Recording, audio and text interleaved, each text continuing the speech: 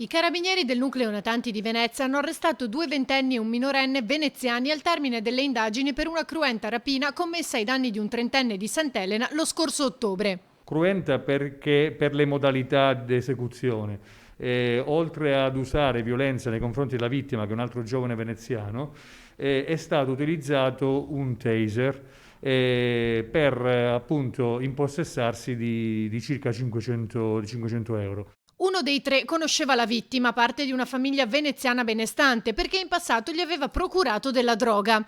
Si sono quindi presentati a casa con la scusa di organizzare una festa e una volta arrivati l'hanno colpito. Oltre ad aver raccolto la denuncia della vittima e le testimonianze di alcuni vicini di casa del malcapitato, sono stati analizzati i profili social di alcuni dei soggetti coinvolti. Oltre a capire come i 3 possedessero un taser, i carabinieri hanno scoperto collegamenti con le baby gang note della zona. Alcuni dei soggetti fermati stamattina sono contigui agli ambienti delle baby gang gravitanti sul centro storico veneziano e che in passato si sono rese responsabili di alcuni atti di violenza proprio a Venezia. Durante l'attività è stata impiegata anche un'unità cinofila della polizia locale e la perquisizione a casa del minorenne ha portato al sequestro di una piccola dose di marijuana.